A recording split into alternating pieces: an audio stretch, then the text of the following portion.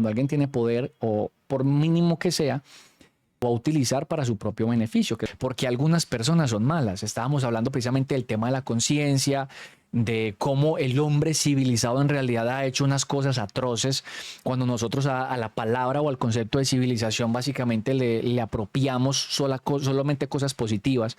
¿Es esto bueno? ¿Es esto malo? Y cuando una persona es mala, o si una persona buena puede llegar a ser mala, que creo que todos sabemos que sí. ¿Cuáles son las condiciones o las variables que se necesitan para que llegue a ese lugar? Alguien mencionó acá en el chat algo que se llama el experimento de Milgram, que es un muy buen experimento, pero a este experimento también tendríamos que hablar de algo que se llama la cárcel de Stanford. Resulta que después de la Segunda Guerra Mundial, no sé si ustedes sabían, pero la psicología no es un campo que esté muy avanzado en realidad. O sea, los conceptos psicológicos que tenemos hoy en día, parce, obviamente han sido resultado de estudios de años y años, pero pues no es que sea algo nuevo. Pues nada más miremos el tema de las lobotomías, que eso pues tiene que ver con psicología, pero también como con temas psiquiátricos, si no estoy mal, y era que las personas con enfermedades mentales las trataban básicamente con algo que se conocía como lobotomía, y era que te metían unas especies de punzones, tanto por la nariz como por los ojos, para destruirte el lóbulo frontal del cerebro. Creían que así era como se solucionaban la mayoría de problemas en cuanto a temas mentales, huevón. Y a eso se le suma un algo más chimba que a mí, no, a mí se me había olvidado contarles. Yo no recuerdo, miren muchachos, cuando se pusieron de moda los manicomios, ¿sí? Los manicomios, donde la gente con enfermedades mentales era tratada y toda esta cuestión, y los encerraban y los obligaban a tomar pastillas y una y otra cosa.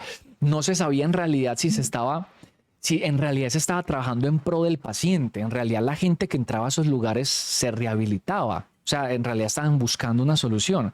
Y qué tan acertados estaban los doctores que trabajaban en estos lugares. Hubo un psicólogo, oiga pues esto, yo no recuerdo el nombre porque yo no preparé este stream lastimosamente, pero me hubiera gustado prepararlo para no darles datos erróneos. Sin embargo, en caso de que lo llegue a hacer y les hable de un nombre que no corresponde, unas fechas que tampoco corresponden, pues deberán de disculparme y más bien investigar ustedes. Bueno, hubo un psicólogo que puso en duda a la demás comunidad psicológica, huevón.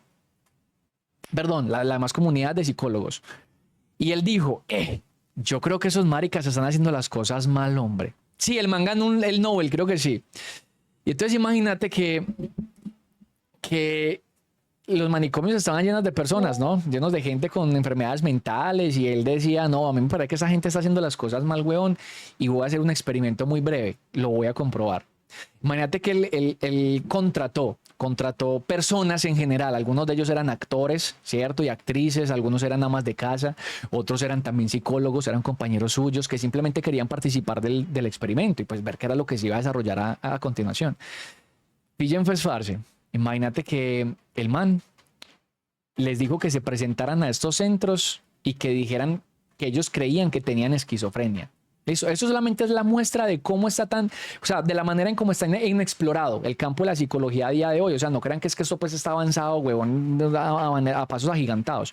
Él les dijo, vea, digan que ustedes creen que tienen esquizofrenia. Y cuando les pregunten cuáles son los síntomas, ustedes pues le van a decir al doctor o a la persona que le está haciendo como este tipo de entrevista, como de que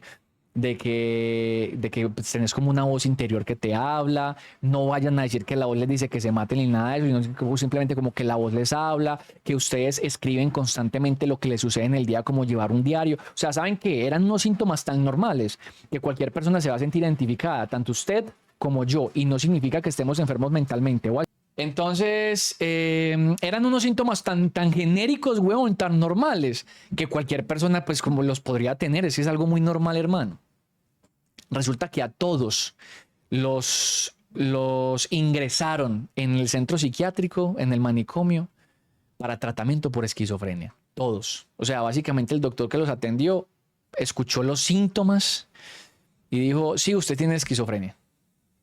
Tiene que entrar con nosotros, lo vamos a meter aquí, huevón.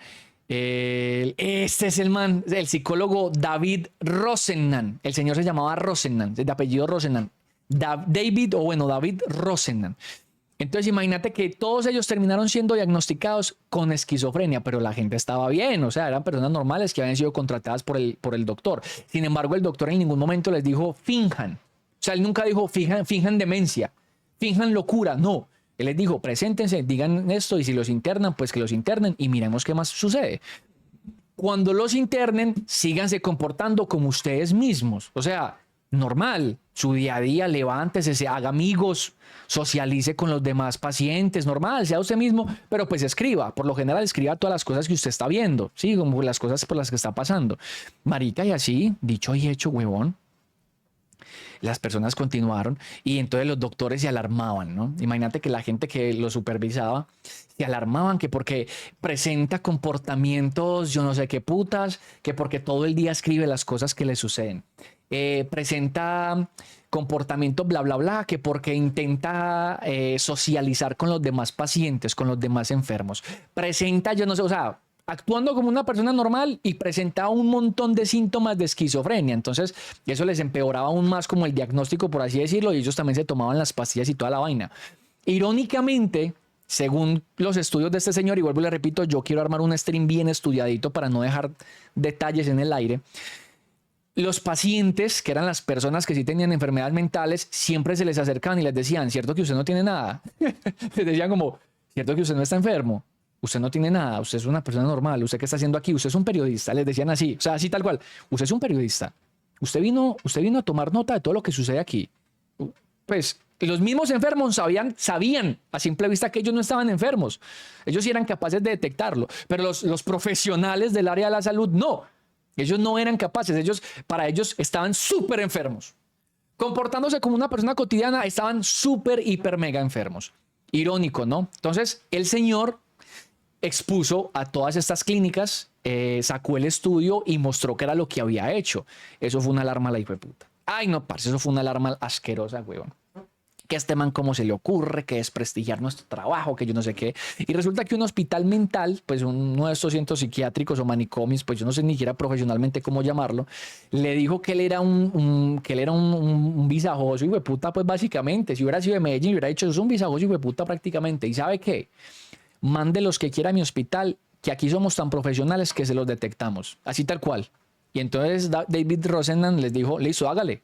¿Quieren que juguemos a esto? Vale. Entonces el hospital, listo, mande usted a sus actores, a sus contratados, que aquí se los vamos a detectar. Listo. Papi, pasaron yo no recuerdo cuántos meses, 2 meses o 3 meses, algo así, y el hospital sacó un comunicado todo orgulloso. El hospital bla bla bla se siente orgulloso al comunicar que las pruebas del doctor David Rosenhan han sido detectadas, sus lacayos, sus trabajadores no han podido ingresar a nuestros centros porque no se les ha detectado nada. Entonces sacaron como el estudio de tantas personas fueron descubiertas. Resulta que el man nunca mandó a nadie. Jamás mandó a nadie. David Rosenhan les dijo, ¿quieren jugar a eso? Listo, hágale de una. Y el man se relajó, cogió, se sentó, se puso a ver mis streams desde luego, porque el parcero también de la comunidad, y nunca mandó a nadie. Pero el hospital allá, con bombos y platillos, puta, los descubrimos, somos la puta hostia. Y luego David dijo, bueno, mera chimba, resulta que yo nunca les mandé a nadie. Ahí quedaron en ridículo, niño. Buenísimo, ¿no? Buenísimo, huevón, buenísimo, buenísimo. Hey, salud, salud. Entonces miren que el campo de la psicología no es que esté muy avanzado, eso hasta hace relativamente poco tiempo pues se hacían muchísimas barbaridades para tratar problemas mentales y psicológicos. Ahora, hablemos entonces de lo que íbamos a hablar del experimento de Milgram y un poco acerca de la cárcel de Stanford. El de la cárcel de Stanford creo que se llama Philip Zimbardo. Él escribió un libro que se llama El efecto Lucifer. He de confesarles que no lo terminé de leer, pero es jodidamente interesante. Es un libro muy, muy grande en realidad. No solamente se habla de la cárcel de Stanford, sino que también se habla de cosas feas que sucedieron, por ejemplo, en el tema de la invasión de Irak. De soldados buenos, de personas íntegras, súper amorosas con su familia, que hacían unas atrocidades las hijueputas con prisioneros. Era una cárcel, se me olvida cómo era el nombre de esa cárcel. Eso fue un caso horrible en aquella época que salió con fotos, con videos filtrados y toda la vaina. Entonces, este señor, Philip Zimbardo, que es psicólogo, él dijo, hey, a mí me interesa este estudio, o sea, a mí me interesa saber por qué la gente buena, aparentemente buena, que era lo que hablábamos ahorita, el hombre civilizado, y es capaz de llegar a hacer este tipo de atrocidades con personas inocentes, por ejemplo. Irak, David, no Vietnam, Irak. Resulta que después de la Segunda Guerra Mundial, estamos hablando después del 45, de 1945, las personas no dan mérito a las atrocidades que se cometieron en esa guerra, pues como si en otras guerras no se hubieran cometido, pero no daban mérito porque supongo que pues los medios de comunicación lo hicieron un poco más visible. Estamos hablando del tema, por ejemplo, de los campos de concentración con los judíos, que eso es una realidad, aunque algunas personas se esmeren, ¿no? Le metan pasión por decir que eso todo fue un montaje, que eso nunca sucedió en realidad. Pues esas cosas sí sucedieron, fue puta, hay que ser uno muy tontico, pues como para creer que los campos de concentración son un hijo de puta invento, que por cierto, los nazis no fueron los únicos que tuvieron campos de concentración, ¿eh? O sea, eso sucedió en varios lugares, solamente que pues aquí sucedieron muchas atrocidades, como ustedes bien saben, el tema de las cámaras de gas, de las torturas a estas personas, de básicamente la inopia, esas personas vivían en la inopia, de que los volvían jabón y un montón de maricadas, weón. Entonces, eh, pues, o sea, este psicólogo comenzó a decir como que, uy, gonorrea, que es lo que hace que una persona normal, porque pues eso lo hacían personas normales, soldados, o sea, no es que hayan nacido siendo malos, ni psicópatas, ni nada de eso, eran personas normales que tenían su familia, no querían morir en la guerra, fueron reclutados o se incorporaron pues el nombre de su país, pero ¿qué los llevó a cometer esos actos tan atroces? O sea, ¿en realidad era algo que tenían oculto o hay unas variables en juego para ello? Entonces él dijo, no, marica, pues hagamos un estudio. Pues soy psicólogo al fin y al cabo, sí, o que yo creo que la mejor manera de descubrir esto es haciendo unos cuantos estudios, huevón. Miremos a ver qué lleva a que las personas se conviertan en personas malas o que sigan siendo buenas, pero cometan actos atroces a su vez, ¿no?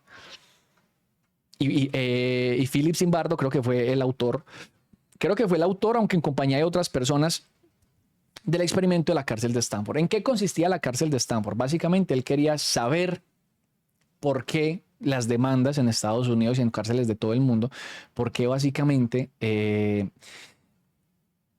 los guardas de seguridad se convertían tan gonorreas con los presos. Y cómo se vería también esto por parte de los presos.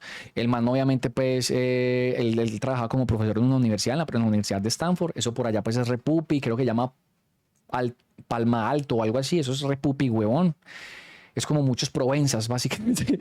Y él le dijo a los estudiantes, bueno, papi, quiero hacer este experimento. ¿Quiénes quieren participar? Necesitamos unos que vayan a ser guardas de seguridad, es decir, pues como los del IMPEG aquí en Colombia, y otros que van a ser los presos, ¿sí? Y bueno, un montón de gente dijo, yo quiero participar, todo bien. El experimento consistía en, creo que era un mes, ¿no? Creo que era un mes más o menos, no recuerdo, Palo Grande se llamaba. Sí, se llamaba Palo Grande. Creo que sí era Palo Grande, weón. Sí, sí, sí, sí. Hmm. Entonces, parce, imagínate pues que el man montó toda la fonomímica, incluso la fonomímica, no, perdón, mala mía, él montó toda la película, incluyendo al cuerpo de policías de la ciudad para que fueran a capturar a los estudiantes y se sintiera como una captura. Es decir, los estudiantes sabían que los iban a capturar, ellos habían autorizado y habían firmado un documento para que pues obviamente fueran presos en una cárcel que se habían diseñado ellos, pero papi hicieron toda la mímica completa, fueron con el cuerpo de policía, así queda capturado, esta es la orden y los sacaban esposados y toda la vuelta y los montaban en una patrulla. Mera chimba, weón. En fin, en este experimento se puede evidenciar, aunque hay muchas posibles explicaciones de por qué los guardas terminaron siendo unas mierdas. Y eso que todo el mundo sabía, o sea, todo el mundo sabía que era un experimento, ahí nadie se llevó con engaños. Ellos sabían que eso era un experimento psicológico, que tenían que ceñirse básicamente a las instrucciones, pero ellos en su interior sabían que no eran ni policías y los otros sabían en su interior que tampoco eran presos, perdón. Sin embargo, terminaron siendo unas gonorreas. O sea, terminó sucediendo lo mismo que sucede en las cárceles, por ejemplo. Y bueno, no voy a justificar a los criminales porque por algo están ahí, sí o qué. Pero pues esas cosas no deberían de suceder. Es una chimba, ¿no? Lo bueno, el resumen de esto de la cárcel de Stanford lo pueden encontrar en YouTube o en Google, pero lo bueno de este libro es que él prácticamente transcribe, porque todo esto fue grabado, ¿no? Obviamente, todo esto fue grabado con cámaras, con micrófonos, habían personas monitoreando el experimento 24/7, toda la cuestión. Y el man en el libro, en el efecto Lucifer, recuerden, Philip Zimbardo, el man transcribe todas las cosas para poderles intentar dar explicación. Entonces es muy chimba en realidad. Ahí se los dejo para que ustedes los lean. Y de esto... Bueno, no tengo muchas explicaciones que darle porque lo mismo que les dije ahorita al principio, no me lo terminé de leer, lo lamento, debo de terminarlo en algún momentico, parce, y cuando lo haga, pues hacemos un video full dedicado a eso, listo. Sin embargo, pues básicamente es como por las posiciones de poder, sí, es como por las posiciones de poder que las personas tienen y lo hablábamos la semana pasada también en stream, cuando alguien tiene poder o por mínimo que sea, lo va a utilizar para su propio beneficio, que es lo que sucede con las instituciones, ¿no? La policía, el ejército, gobierno incluso y esas maricadas. Sucede hasta con juntas de acciones comunales, que eso es un, pues, imagínate, huevón. Bueno, básicamente es por la figura del poder y que las personas que tienen ese poder pues pretenden que los que están supuestamente según ellos por debajo hagan estrictamente lo que ellos les ordenan. Y cuando no lo hacen pues genera frustración básicamente y esta frustración pues termina en actos atroces. Cosa diferente a lo que pasó en esa cárcel por allá en Medio Oriente, en la invasión de Irak, de Afganistán, perdón, donde pues sencillamente los prisioneros hacían lo que ellos decían, pero ellos siempre querían más y los humillaban, los ponían en poses feas, los castigaban sin hacer absolutamente nada. Pero bueno, eso será tema para otro stream porque vamos a pasar al experimento de Milgram. El experimento de Milgram, ignoro, creo que Zimbardo también tuvo que ver ahí, pero hubo otros profesores, otros psicólogos. Y es básicamente lo siguiente, de hecho creo que en Los Simpsons hicieron una especie de parodia con lo que les voy a relatar a continuación. Querían ver si en realidad lo que había sucedido en la Segunda Guerra Mundial, lo de los soldados, el tema de los soldados, era porque el humano es malo por naturaleza, disfrutaba del sufrimiento o había algo más. Que los soldados decían, yo solamente estaba cumpliendo órdenes, pero cumplir órdenes para hacer cosas tan feas es, ey, en serio, pues es como lo que pasó aquí en Colombia con los falsos positivos, que fue una puta realidad. Los soldados sabían en muchas veces que estaban asesinando campesinos, gente que no tenía nada que ver con el puto conflicto, y aún a sabiendas de ello, los asesinaban. Ahora, estaban cumpliendo órdenes. Y cumplir órdenes es una justificación suficiente. Pues bueno, esta gente quería ir un poco más allá. Y se diseñaron un experimento en Estados Unidos también, en el cual iban a llevar personas para poner a sufrir a otras. Básicamente era lo siguiente, vea. Tenemos 3 roles en concreto en este experimento. Tenemos el profesor, que sería el que estaría dando las órdenes. Listo. Tenemos la persona que va a estar manejando un instrumento, entre comillas, de tortura, que es el experimentador. Este es el real experimentador, porque recuerden que querían llegar a la conclusión de seguir órdenes es una justificación suficiente para hacer este tipo de vainas. Y la otra persona involucrada sería un actor. Esta persona, si sabe qué es lo que está sucediendo, va a actuar como si le estuvieran infringiendo dolor. Listo, como si le estuvieran infringiendo dolor. Entonces, tenemos una persona del otro lado del vidrio, es básicamente, mírenlo de esta manera, que eso también es una cosa súper importante, el tema del anonimato, listo, de que no lo estén viendo a usted. Es como en esta sala de interrogatorio, digámoslo así, en donde hay una persona en la sala de interrogatorio sentada, hay un vidrio donde solamente vos podés ver, pero él no puede ver hacia adentro, y adentro del vidrio, pues al otro lado hay como una especie de oficina en donde está el experimentador, que es la persona que pues, cree que está en realidad ejerciéndole una tortura o un dolor a la otra persona, y está el científico, doctor o como lo quieran, o profesor, como lo quieran llamar, que es el que le va a impartir las órdenes. ¿Cuál era el experimento? Al actor se le iban a conectar como una especie de diodos en el cuerpo, y al experimentador se le iba a decir que cada vez que él moviera una perilla le iba a ir dando descargas eléctricas al actor. Pues él pensaba que era verdad, ¿no? El experimentador pensaba que era verdad y que el experimento en realidad constaba en qué tanta electricidad puede, por ejemplo, soportar el cuerpo humano, por así decirlo. Entonces, el experimentador creía que cada vez que subiera la perillita iba a pasarle descargas eléctricas a la persona de allá y esa persona iba a sufrir. Ojo, importante, porque en la herramienta que utilizaba el experimentador había un letrerito, ¿cierto? Una hojita que decía, a partir de esta descarga puede ser peligroso y va a ocasionar la muerte. O sea, hay una advertencia que le dice, papi, pilas, usted como experimentador, ¿sí?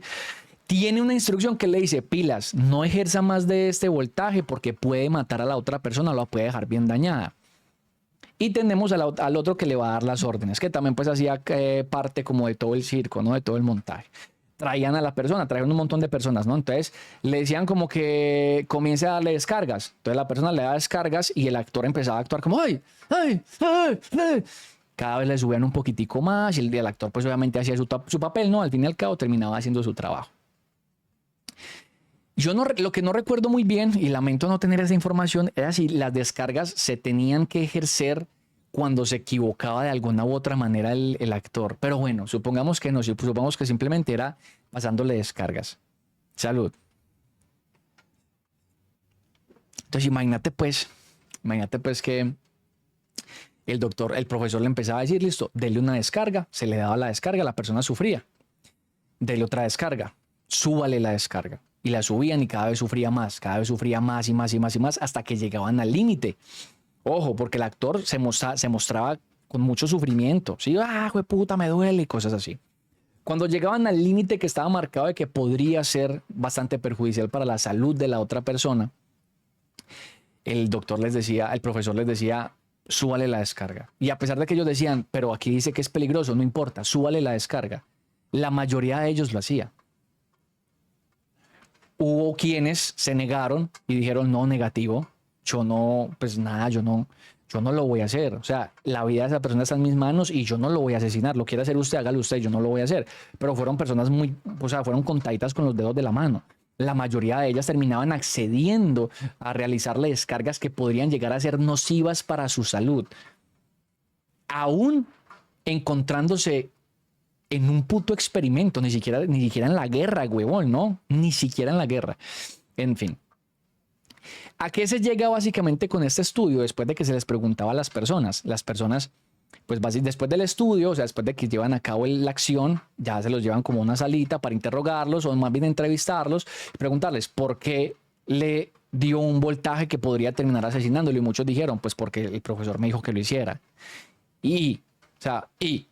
Pues usted es consciente que pudo haber asesinado a esa persona. Pues sí, pero pues él era el que me daba las órdenes y yo simplemente las seguí. Entonces, en este estudio se llevan a cabo muchos más descubrimientos y es algo que lo vamos a poder de pronto contrastar con lo que sucedió aquí en Colombia en épocas del estallido social. ¿Lo recuerdan? Bueno, que nosotros decíamos, pero ¿por qué esos hijueputas del ESMAD son tan malos? O sea, esa gente, ¿por qué son tan gonorreas, huevón? O sea, esa gente es que no tiene familia, ¿o qué? O sea, esos hijueputas es que son robots. Y bueno, aquí además del tema de pronto de la autoridad, viene primero el anonimato porque la persona a la que usted le está ejerciendo dolor no sabe quién es usted, no lo está mirando a los ojos mientras usted lo lastima. Él simplemente está recibiendo dolor. Usted se lo está ejerciendo, sí, pero él no sabe, usted no tiene contacto con él. Entonces es el tema del anonimato, que esto, por ejemplo, se ve mucho en redes sociales. Eso, por ejemplo, se ve mucho en redes sociales, weón. Usted no ve que, por ejemplo, en Twitter a la gente le fascina estar tirándole mierda a todo mundo. Simplemente porque como que sienten satisfacción al hacerlo sentir mal. Así como cuando éramos niños, que nos sentíamos bien cuando hacíamos llorar al compañerito del otro salón, del otro puesto. Así tal cual, weón. El anonimato nos da una protección y nosotros básicamente la tomamos y nos aprovechamos de ella. Ahora, se le suma algo más y es la responsabilidad colectiva. Cuando la responsabilidad no cae sobre usted únicamente, usted está más dispuesto a hacer cosas que no debería de hacer. Como por ejemplo en el estallido social aquí en Colombia y me imagino que pues, en muchos más otros países. ¿Por qué el ESMAD hacía estas atrocidades? Porque las hizo. Porque la culpa no recae sobre él, recae sobre la institución, sobre la policía en general. Él solamente hace parte de una institución. No, básicamente, como él tenía su uniforme y estaba tapado y toda la vaina, él tiene primero el anonimato del que hablábamos ahorita y la segunda es, la culpa no es mía, la culpa es de todos.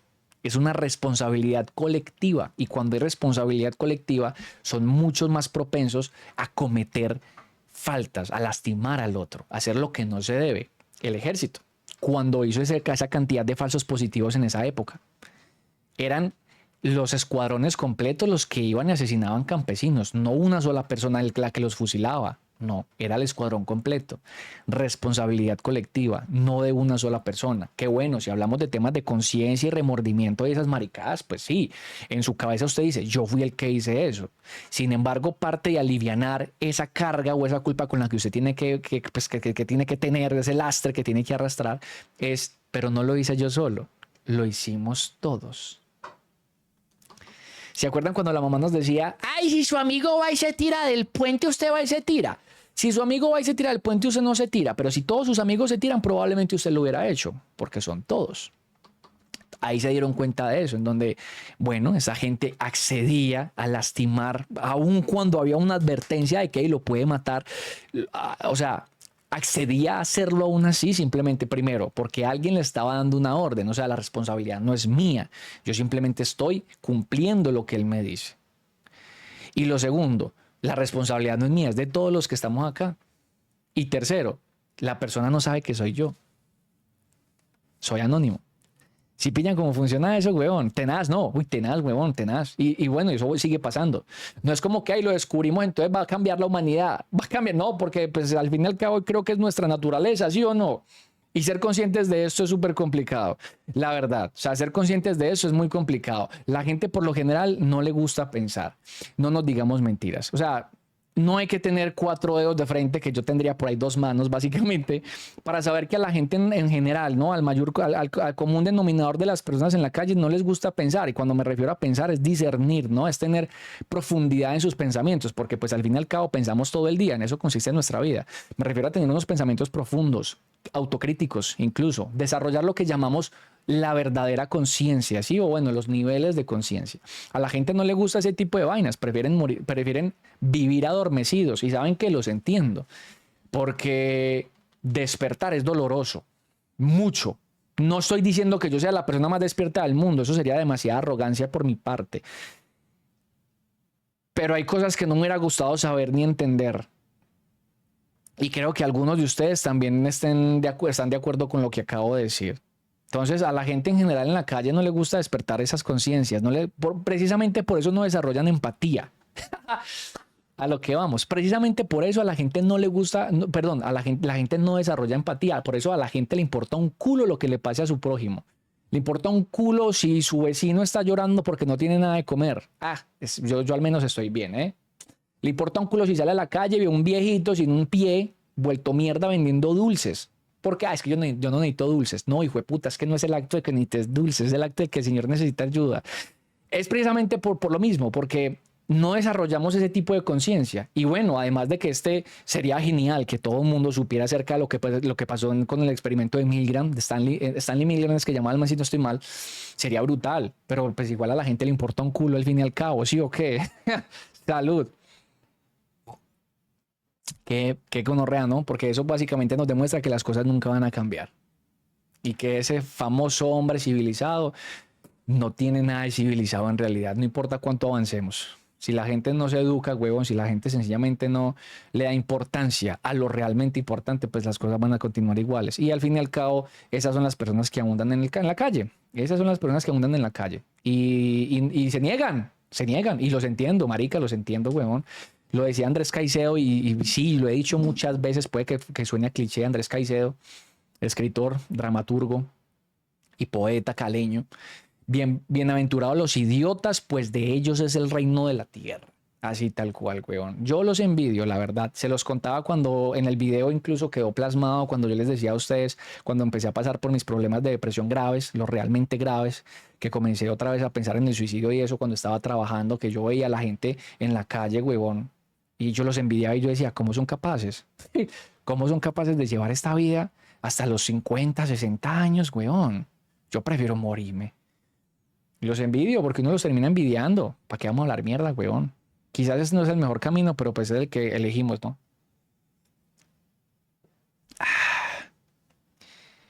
Despertar es darse contra un muro. ¿Qué pasaría si todos despertamos nuestra conciencia cósmica, pensar y tener pensamientos profundos? ¿Qué crees tú si toda la sociedad lo hiciese? Supongo que las cosas serían muy diferentes y mucho mejor, pero esas cosas no van a suceder. Es que esas cosas no van a suceder, weón.